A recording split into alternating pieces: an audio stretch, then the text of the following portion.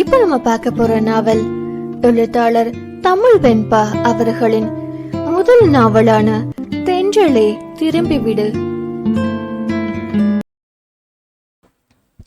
தென்றல் 38. கடந்த கால நினைவுகளின் அழுத்தம் தாழாமல் இமைகளை அழுந்த மூடி திறந்தான் மகள். சில கண்ணீர் துளிகள் உருண்டு திரண்டு அவன் கன்னங்களில் வழிந்தோடியது. அதை ஒரு விரலால் சுண்டிவிட்டவன் ஆழ்ந்த பெருமூச்சு ஒன்றை எடுத்து தன்னை நிலைப்படுத்திக் கொள்ள முயன்றான். முடியவில்லை. நடந்த எதையும் மாற்ற முடியாது. ஆனால் இனி நடப்பவைகளை சீர்படுத்த முயற்சிக்கலாம். அவன் மனமுமே அதை தான் நினைத்தது. லேசாய் தலையை திருப்பி யாழை பார்த்தான். கண்களை மூடி சாய்ந்து அமர்ந்திருந்தவளிடம் சின்ன விசம்பலோ தேம்பலோ எதுவும் இல்லை. மூடிய கண்களில் மட்டும் நெருக்காது கண்ணீர் வழிந்து கொண்டிருந்தது. கன்னத்தில் கோடாய் காய்ந்த கண்ணீரின் தடமும் கிடந்தது. அவளின் கண்ணீர் அவனை சில்லு சில்லாய் உடைத்து கொண்டிருக்கிறது. அந்த கண்ணீருக்கு அவனே பெருங்காரணம் என்ற எண்ணம் அவனை கொஞ்சம் கொஞ்சமாய் கொன்று தின்றது. வேகமாய் அவளின் கண்ணீர் துடைக்க விளைந்த விரலை அடக்குவது பெரும் சிரமமாய்த்தான் இருந்தது அவனுக்கு. ஒரே நாளில் எதுவும் மாறாது. ஆனால் இந்த நொடியை எல்லாம் மாறி அவள் அவனின் கைக்குள் வந்துவிட மாட்டாளா என ஆசையாயிருந்தது. மாறிவிடுமா என்றதில் பெரும் அச்சமும் இருந்தது. இருவருக்கும் இடையே விழுந்துவிட்ட பெரும் இடைவெளியை எதை கொண்டு நிரப்புவது என சத்தியமாய் அவனுக்கு தெரியவில்லை. நீண்ட நேரமாக கார் ஒரே இடத்தில் நின்று கொண்டிருப்பதை உணர்ந்தவள் மெல்ல விழிகளை திறந்து பார்த்தாள். அவள் விழி திறக்கவே காத்திருந்தவன் போல வேகமாய் அவளை இழுத்து தன் நெஞ்சோடு சேர்த்து அணைத்து கொண்டான் அவன். சில நொடிகள் நடப்பது புரியாமல் தடுமாறியவள் புரிந்த பின் அவனிடமிருந்து திமிரி விடுபட முயன்றாள். அவன் பிடி இன்னும் இறுகியதை தவிர தளர்வதாய் தெரியவில்லை. அவளுக்கு எப்படியோ இந்த நொடி அவளின் அணைப்பும் அருகாமையும் அவசியம் அவனுக்கு தேவையாய் இருந்தது. அவன் நெஞ்சில் கை வைத்து தள்ளியவள் மனசுல என்ன தண்டை நினைச்சிட்டு இருக்க? இப்ப விட போறியா இல்லையா? இப்ப நீ விடல நடக்கிறதே வேற. மரியாதையா என்னை விடுறா பொறுக்கி. கிட்டத்தட்ட அவனின் காதுக்குள் கத்தினாள் அவள். கண்ணீர் வேக வேகமாய் பெருக்கெடுத்து வார்த்தைகளை தடுமாற செய்து கொண்டிருந்தது. ப்ளீஸ் கண்ணம்மா, ஒரு 5 minutes இப்படியே இருடி. நீ இல்லாம நான் ரொம்ப தவிச்சு போயிட்டேன். ஒரு 5 நிமிஷம் ப்ளீஸ் கண்ணம்மா. இன்னுமே அவளை இறுக்கி தன்னோடு சேர்த்தான் அவன். பேச்ச பாரு, என்னமோ காதல் ரோமியோ மாதிரி. ஃப்ராடு 420 நடிக்கிறத பாரு, இருக்குடா உனக்கு என மனதில் அவனுக்கு வசைமாறி பொழிந்தாலும் அவளால் அவனை விலக்கி தள்ள முடியவில்லை. அவன் குரலில் இருந்த ஏதோ ஒன்று அவனை அடைக்க முடியாவிட்டாலும் விளக்கவும் விடவில்லை. அவன் கேட்ட 5 நிமிடம் கிட்டத்தட்ட 15 நிமிடங்கள் ஆன பிறகுதான் அவளிடமிருந்து விலகினான் அவன். தள்ளி அமர்ந்தவள் இப்ப போகலாமா என்ற கேள்வியை தேக்கி அவனை பார்க்க அதனை அலட்சியப்படுத்தியவன் காரில் இருந்து இறங்கி அவள் புறம் சென்று அவள் பக்க கதவை திறந்து விட்டான். கேள்வியாய் பார்த்தவளிடம் இறங்கு கண்ணம்மா என்றான் இதழ்களை இழுத்து பிடித்து சின்ன முறுவலுடன். எங்க?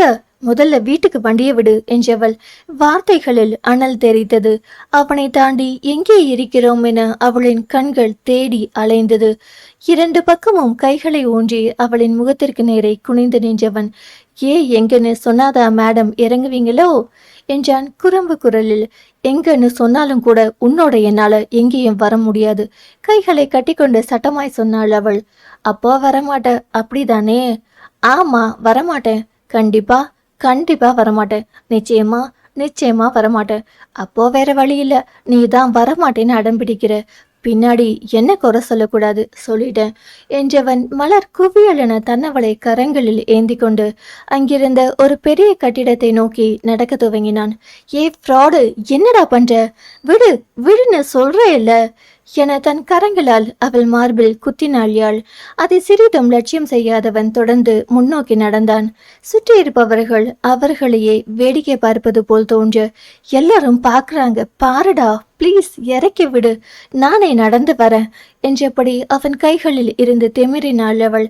அவள் திமிரவும் கீழே விட்டு விடுவதை போல் அவன் கைகளின் பிடியை தளர்த்த எங்கே கீழே விழுந்து விடுவோமோ என்ற பயத்தில் ஒரு கையால் அவன் கழுத்தை வளைத்து இன்னும் இறுக்கமாய் பிடித்து கொண்டவள் மறு கையால் அவன் சட்டையின் பிடியை இறுக்கினாள். அவளை தன்னோடு சேர்த்து இறுக்கி சரியாக பிடித்தவன் அவள் பயம் கண்டு குறும்பு இழைந்தோடும் மென்னகையுடன், அவ்வளவு சீக்கிரம் உன்னை விட்டுடுவேனா கண்ணம்மா, நீ என் உயிரடி என கண் சிமிட்டி இதழ்களை குவித்து முத்தமிடுவதை போல் அவன் பாவனை செய்ய அவனை முறைத்து கொண்டிருந்தாள் அவள். யாழை கரங்களில் ஏந்தியபடி அந்த பெரிய உணவகத்தினுள் அவன் நுழைய சுற்றியிருந்தவர்கள் கொஞ்சம் பொறாமையோடு அந்த அழகிய ஜோடியை பார்க்க அவள் தன்னவள் என்ற கர்வம் எழ தன்னோடு மேலும் சேர்த்து இறுக்கி பிடித்தான் மகள். அவன் பற்றியிருந்த இடையில் அழுத்தம் கூட வலியால் மெல்ல இதழ் சுழித்தாள் யாழ். அந்த இதழ் சுழிப்பு மேலும் அவள் புறம் அவனை சுண்டி இழுக்க கண்களில் காதல் கிறக்கத்துடன் அவனை பார்த்தவன், கண்ணம்மா இப்படி பண்ணாதடி, அப்புறம் நடக்கிறதுக்கு மாமா பொறுப்பில்ல, நைட்டு நடக்க வேண்டிய ஃபர்ஸ்ட் நைட் இப்பவே நடந்துடும் பார்த்துக்க என அவள் முகத்தரையை குனிந்து கன்சமிட்டி இதழ்களிலும் கண்களிலும் குறும்பு மின்ன சொன்னான் மகள். கண்களை உருட்டி உருட்டி அவனை முறைத்தவள் முகத்தை வேறு புறம் திருப்பிக் கொண்டாள். அவன் எதிர்பார்த்ததும் அதுதானே. எத்தனை நாளாச்சு கண்ணம்மா நீ இப்படி என முறைச்சு பார்த்து, அப்படியே பிடிச்ச மிட்டாயை வாங்கி தரலன்னதும் முகத்தை திருப்புற குழந்தை மாதிரி, உன்னை ரொம்ப மிஸ் பண்ணிட்டேன் கண்ணம்மா, இனிமே ஒரு நிமிஷம் கூட உன்னை பிரிஞ்சு இருக்க மாட்டேன்டி, லவ் யூ கண்ணம்மா. ஆசையாய் மனதில் அவளை கொஞ்சி கொண்டவனின் இதழ்கள் பெரிதாய் புன்னகையை பூசிக்கொண்டது. மீண்டும் அவள் முகத்தின் அருகே குனிந்தவன், இப்போ நீ என்ன பார்க்கல, உன்னை கீழே போட்டுடுவேன் என்றபடி கைகளை தளர்த்த திரும்பி அவன் முகம் பார்த்து விழாமல் இருக்க மேலும் அவனை இறுக்கமாக பிடித்து கொண்டவள் அந்த பெரிய கருவிழிகளை உருட்டி மீண்டும் அவனை முறைக்க தொடங்கினாள். பின் அவள் முகத்தை திருப்பிக் கொண்டாள். இவன் எப்படி அவள் முகத்தை ரசிப்பதாம், அதற்கு தான் இப்படி கூறினான். அவன் நினைத்ததுபடியே அவளும் திரும்பி அவனை முறைத்து கொண்டிருக்கிறாள். எரும மாடு, உன்னை நானாடா தூக்கிட்டு வர சொன்னேன், இப்படி தூக்கிட்டு வந்துட்டு சும்மா சும்மா கீழே போட்டுடுவேன்னு பயம் காற்ற கருங்குரங்கு, மூஞ்ச பாரு, சரியான இஞ்சி தின கருங்குரங்கு மாதிரி இருக்குடா உனக்கு என அவள் முணுமுணுக்க, என்ன கண்ணம்மா சொல்ற, மாமாக்கு நீ சொல்றது சரியா கேட்கல, மறுக்கா ஒரு வாட்டி சொல்லு என்றான் மகள். அவள் இதழ்களை வலப்புறம் இடப்புறம் என சுழித்து காட்டியவள் ஒரு வெட்டி வெட்டி மீண்டும் முகத்தை திருப்பிக் கொண்டாள். அதை பார்த்து அவன் இதழ்கள் மேலும் புன்னகையில் விரிந்தது. அப்போது இருவரும் அவர்களுக்காக பிரத்யோகமாக பதிவு செய்யப்பட்டிருந்த தனித்தனியாக அமைக்கப்பட்டிருந்த சிறிய அறை போன்ற அந்த டேபிளுக்கு வந்திருந்தனர். இவர்களோ இப்படி இருக்க தவறு ஏதும் செய்யாத அப்பாவி ஜீவன் ஒன்று அங்கே வார்த்தைகளின்றி திண்டாடி கொண்டிருந்தது. எப்படி எப்படி இவர் நாள் பூரா இவர் ஃப்ரெண்டு கூடவே ஊரை சுத்துவாராம், காலையிலே கிளம்பி கோவில் வரைக்கும் கூடவே வருவாராம், ஆனா கட்டாயத்தாலி கட்டும் போது மட்டும் பூஜை சாமான் வாங்க வெளியே போயிடுவாராம், வாங்கிட்டு வந்து பார்த்தா இவர் ஃப்ரெண்டு தாலி கட்டிட்டு இருப்பாராம், ஆனா இத பத்தி சாருக்கு அது வரைக்கும் ஒண்ணுமே தெரியாதாம், அப்படிதானே? இடுப்பில் கை வைத்தபடி ஏற்ற இறக்கமாய் கேள்விகளை அடுக்கினாள் நிலா. அவள் குரலில் துளியும் அவனை நம்பாத பாவனை. ஆமாண்டி செல்லம், நான் கூட எங்க புரிஞ்சிக்க மாட்டியோன்னு ரொம்ப பயந்துட்டேன், யூ ஆர் சோ கிளவர்டி பட்டு. அவளின் கண்ணம் பற்றி செல்லம் கொஞ்சம் வந்தவனை கை நீட்டி தூரவே நிற்க சொன்னாள் அவள். இல்ல, என்னை பார்த்தா எப்படி தெரியுது, பைத்தியக்காரி மாதிரியா இல்ல பேக்கு மாதிரியா? கடுப்புடன் வந்து விழுந்தது அவளின் வார்த்தைகள். பார்த்தா தங்க சில மாதிரி தான் செல்ல இருக்க, ஆனா பேசும்போதுதான் அப்பப்ப அறம் மெண்டலாட்டம் பேசுற என்றான் பின் விளைவுகளை பற்றி எவ்வித முன் யோசனையும் இன்றி கவி. ஓஹோ, ஏன் சொல்ல மாட்டீங்க? இப்போ நீங்க சொல்றத நம்ப நான் ஒன்றும் அறம் மென்டல் இல்லை, நீங்க கட்டாயம் கல்யாணம் பண்ணுவீங்க, நாங்க அதை பார்த்துட்டு சும்மா இருக்கணுமா? என்ன கேட்க யாரும் இல்லைன்னு நினைச்சிட்டீங்களா? அடியே இந்தாடி, என்னமோ நானே கட்டாயம் கல்யாணம் பண்ண மாதிரி இந்த குதி குதிக்கிற, பண்ணினவனை போய் கேளுப்போ, நான் தான் எனக்கு எதுவும் தெரியாதுன்னு சொல்றேன் இல்ல, நம்பு நிலா ப்ளீஸ். ஜம்பமாய் ஆரம்பித்து கெஞ்சலில் முடித்தான் அவன். நம்பணும், அதுவும் உங்களை என அவனை மேலும் கீழும் பார்த்தவள். சரி, நீங்க இங்கே இருக்கீங்க, கல்யாணமான 2 பேரும் எங்க என்றாள் கேள்வியாய்.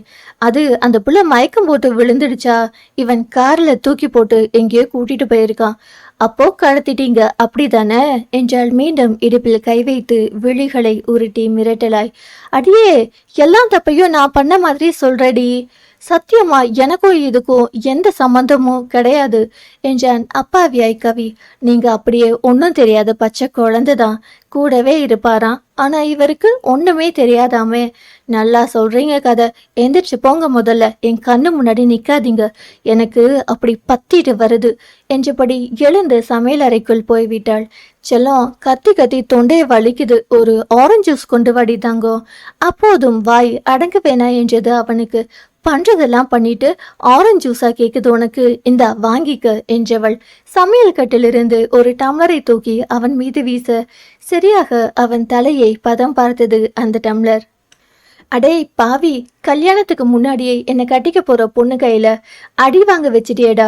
உன்னையெல்லாம் நண்பன்னு நம்பி வந்ததுக்கு எனக்கு இது தேவைதான்டா என்னை வாய்விட்டு புலம்பியவன்.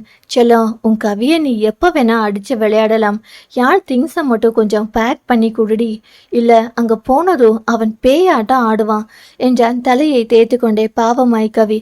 இன்னும் நீ போகலையா என்றவள் அவனை இழுத்து வந்து வெளியே தள்ளியவள். முதல்ல இந்த கல்யாணத்தை நிறுத்துறேன் என்றாள் கடுப்பாய். அதான் காலையிலேயே கல்யாணம் முடிஞ்சிட்டே, இனிமே எப்படி நிறுத்துவ என கேள்வியாய் அவளை பார்த்தான் கவி. அறிவு கொழுந்து, நான் நிறுத்துறேன்னு சொன்னது நம்ம கல்யாணத்தை என வாசல் கதவை அரைந்து சாற்றியவள் உள்ளே சென்று விட்டாள். கொஞ்சம் கொசுருக்கு ஆசைப்பட்டு முதலுக்கே மோசம் வந்துட்டே. டே மகி எருமை, உன்னை வந்து வச்சுக்கிறேன்டா என்றவன் தலையில் கை வைத்தபடி வாசல் படிகளிலேயே அமர்ந்து விட்டான். இவள் ஒருத்தியை சமாளிப்பதே இத்தனை சிரமமாய் இருக்கிறதே. அங்கே சென்றால் மொத்த குடும்பமும் அல்லவா இவனை நிற்க வைத்து கேள்விகளால் துளைக்கும். அதுவும் அவன் அன்னை பார்வதி கிளம்பும் போதே அத்தனை கேள்வி கேட்டார். இனி அவர்களை எப்படி சமாளிப்போம் என்ற எண்ணமே அவனுக்கு பெரும் மலைப்பாய் இருந்தது. தொடரும். அடுத்த அத்தியாயம் நாளை கேட்கலாம். கதையை தொடர்ந்து கேட்கணும்னா சேனலை சப்ஸ்கிரைப் பண்ணுங்க. நன்றி. பேசும் கதைகளின் குரலாய் நான் மனோசங்கரி.